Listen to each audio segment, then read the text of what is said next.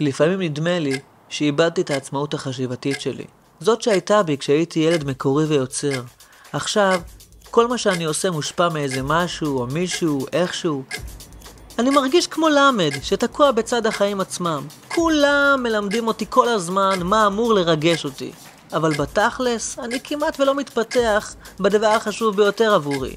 הרגשות האישיים שלי. מסקרן אותי להבין מי אני, מעבר לתוכן שאני צורך. ואולי אני בסך הכל פרח, כמו הפרחים האלה. בטבע שלהם הם נסגרים בלילה. ככה הם אוגרים כוחות כדי להתפתח ולפרוח שוב מעצמם. אבל כשמאירים אותם במנורות רחוב מלאכותיות, הם נפתחים עוד ועוד, גם בלילה. הם נראים זורחים, אבל חיים נגד הטבע שלהם.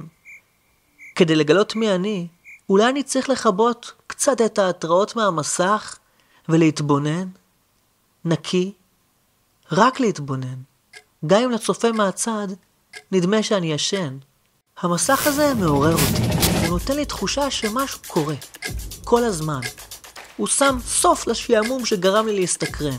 הוא כביכול מרגש אותי כל פעם מחדש. מצד שני, הוא סותם את פוטנציאל הרגשות האישיים שלי, שעזרו לי פעם להתפתח, להתפכח, לחשוב מקורי, לשים לב לעולם עצמו, כפי שהוא קיים, מעבר לתודעת המסך. קשה לי להתנתק מזה, אבל אין לי ברירה. אני מוכרח למצוא מי אני, והם שם במסכים. רק מעניין אותם שיהיה לי מעניין. אני... קשה לי להאמין שזה מעניין אותם. כך אני מרגיש.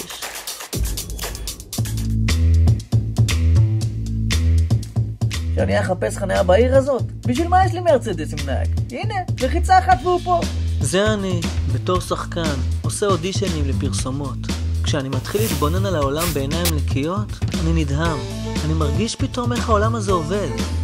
אני רוצה שתשים אותי בתוך פיצה. אתה יכול לשים אותי בתוך פיצה? מה זה? וואי, פרסומות הגיעו אפילו לעצים. קשה להגדיר את הרעש הזה, אבל אין ספק שבשנים האחרונות אנחנו מוצפים בתדר של צרכנות אגרסיבית. בסופו של דבר, זה מעצב אותנו כבני אדם אחרים לגמרי ממה שיכולנו להיות. לבחור בחירות שהן לא באמת מה שאנחנו רוצים בתוכנו. הורי! אני כל כך גאה בעצמי, הצלחתי להיכנס לחנות הזאת ולא לקנות כלום חוץ ממה בדיוק שרציתי. למה רק באלכוהול מזהירים אותנו ובחנויות כאלה לא? זה פשוט... אתה לא יכול שלא לקנות, אתה לא יכול.